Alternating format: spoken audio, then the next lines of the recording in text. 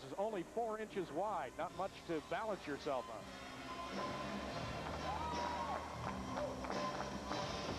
Jump full turn.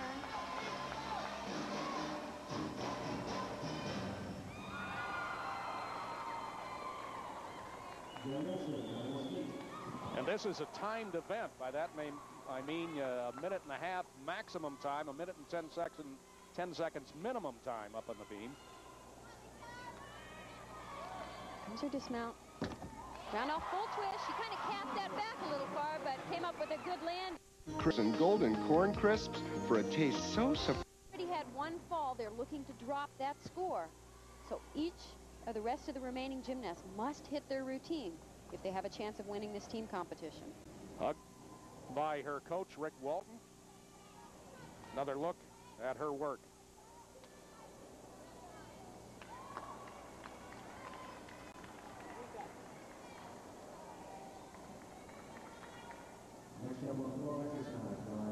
And that does take some concentration, Kathy. Yeah, she could see she went back a little far on that dismount, so she didn't get the height. Veterinary assistant Plan always sits well in the judge's mind. As we mentioned earlier, she's tied with Jane Clemens of Nebraska. There's her score, 9.65. Jane Clemens, formerly of Nebraska, had the school record in floor exercise. Now, for the free information Sally Struthers spoke about. Tied with Kelly Garrison of Oklahoma for the Big 8 records in floor exercise. And now let's go to the floor exercise, and here's KJ Kindler. The double twisting somersault.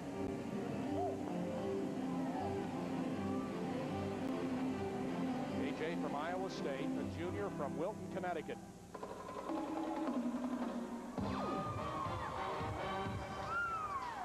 Obviously, the judges are looking for good choreography, good interpretation of the music, and difficult tumbling runs done well. An Arabian 1 1/4 somersault. Hands of perfection, unflawed and unblemished by time. Beautifully put. And was that your reaction the first time you saw these commercials? Not really. I ran to the bathroom like everybody else. During a classic? Well, I have to admit that after a while, they became my favorite parts of the show. And deservedly so. What? In Soviet Georgia, there are 2 curious things about the people. A large part of their diet is yogurt, and a large number of them live past 100. Of course, many things affect longevity, and we're not saying Dannon yogurt will help you live longer. But Dannon is a natural, wholesome food that does supply many nutrients. By the way, 89-year-old Bagrat Tapagua liked Dannon so much, he ate 2 cups. That pleased his mother very much. 1951, Lorenzo Lini tried to convince the U.S. Patent Office he could make better coffee by stamping on the beans. He failed. 1963, the Yunt brothers tried to patent the Yunt combustion process. They failed. 1972, Vincent Marotta tried to patent a way to make coffee perfectly by controlling brewing time and temperature. He succeeded. Mr. Coffee, America's perfect coffee maker, with a patent to prove it. Oh, we should have guys like this back home. Our money. What? It's out in my suit. Oh. Do you carry traveler's checks? Yes, Citicorp. Well, refunds are no problem almost anywhere in the world. There's even a large Citibank right near the Imperial Palace. Thank you, Mr. Yama. Mr. Yama, my wife, Ellen. That's all right. Don't get up.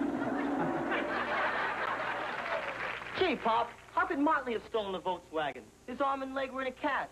He couldn't shift gears, use the clutch pedal. That's right, Charlie. Number 1 son and honorable inspector, forget very important fact. Volkswagen in question, very easy to drive. I don't get you, Pop. Let me explain. On night of crime, Motley steals Volkswagen with automatic stick shift transmission. Volkswagen with automatic stick shift have no clutch pedal, so Motley not need left leg. Volkswagen with automatic stick shift can be driven all over city without shifting. So, Motley not need right arm. In conclusion, only thing evil man like Motley really need was far better alibi.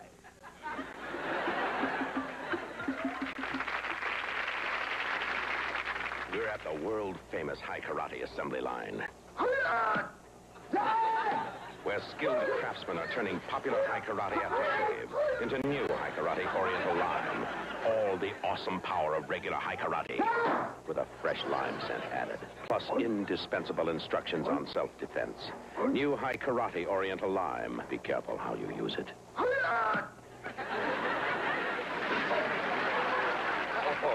Ed, you're familiar with a handsome young man on Knight Rider, David Hasselhoff. Are you kidding? Comments.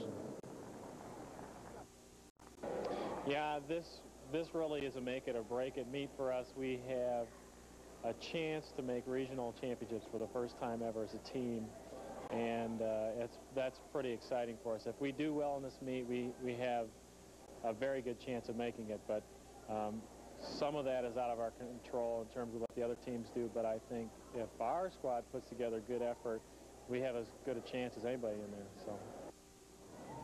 And we will pause. Be back at the Hearn Center in a moment.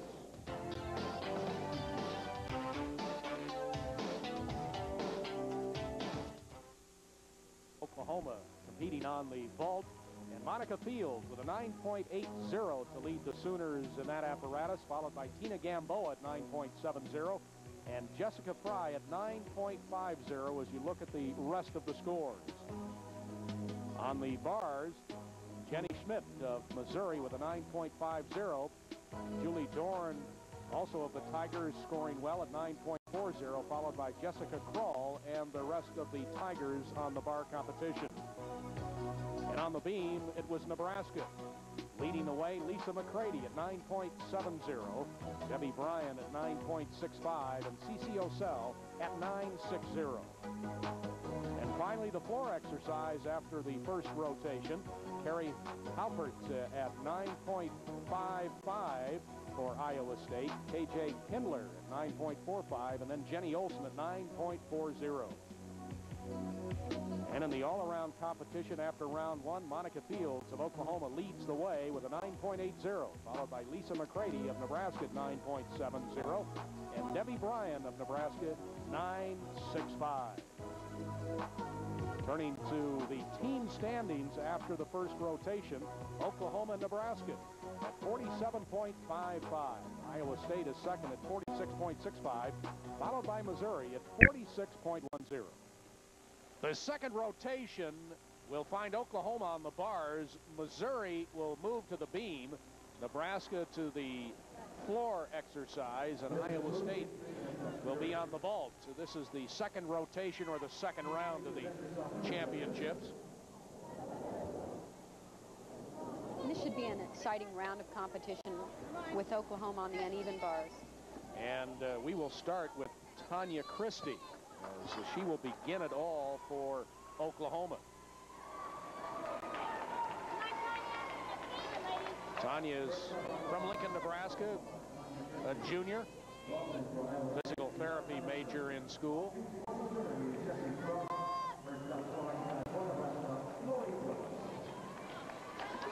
Coaches Greg and Becky Buick really feel, particularly on this event, that hopefully they're going to set some new standards in collegiate gymnastics.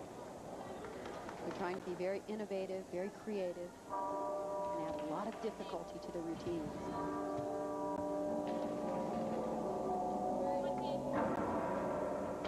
Very nice reverse head. Notice the good height or amplitude from the bar. And look at that, a second big release move. It's called a Ginger.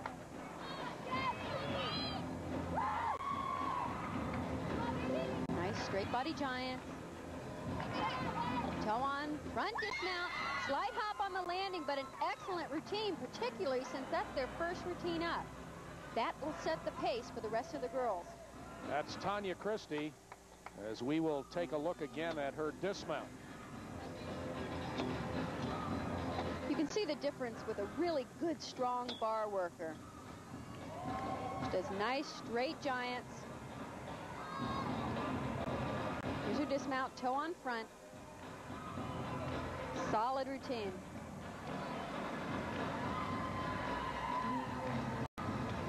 And you talked about the swings. That really is important, isn't it, if you're going to be successful in this event? They really do have quite a bit of difficulty in the routines. It's nice to see them putting 2 major release moves in, and not just doing them, but doing them very, very well. 9.5 for Tanya. Now here's Tina Gamboa next up for Oklahoma on the bars.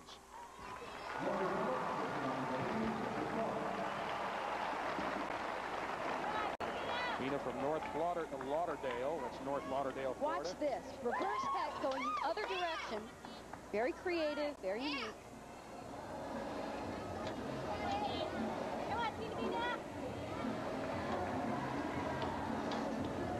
And good giant work. Tuck double flyaway. Also, what's nice to see is the nice variation of the routines. They're not all the same. Many teams tend to fall into a rut of doing stock routines. Not this team. Look at that. Reverse hex going the other direction.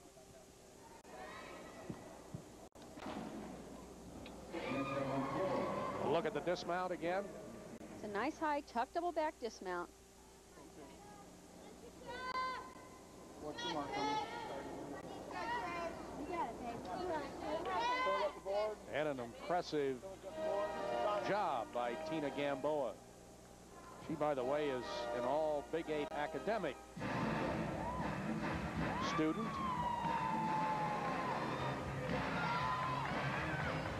In terms of the team aspect, keep in mind Nebraska only had an adequate start on the balance beam. Oklahoma started off on a pretty weak event for them, so they're pretty much at even square one. Now here's Oklahoma on a great event. There's Becky Buick, the head coach at the University of Oklahoma.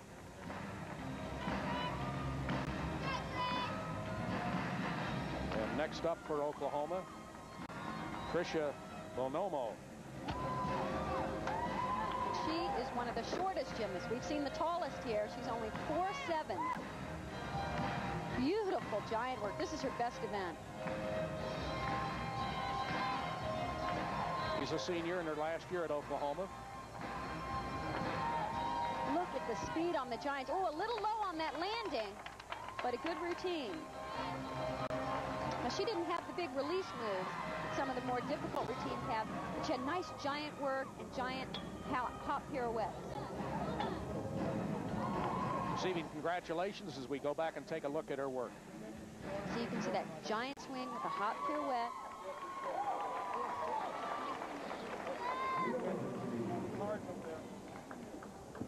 She also shows nice form throughout. She doesn't give away tenths of a point with unpointed toes and leg separations.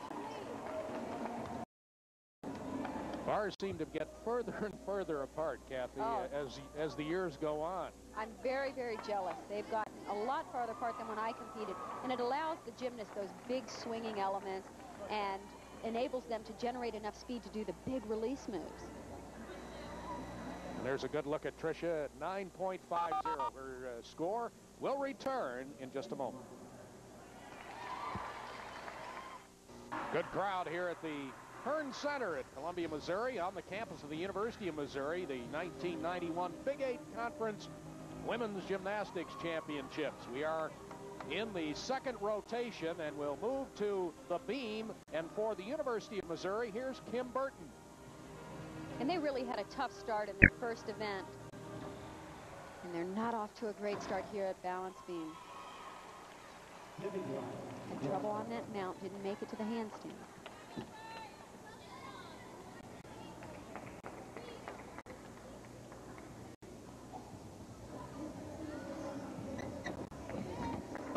Handstand layout step out.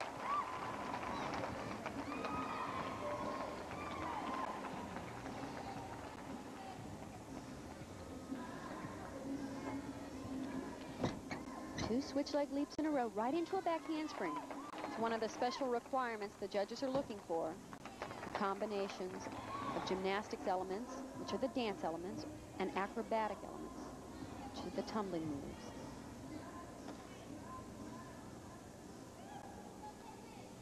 It's called a planche. Uses strength, flexibility, and balance.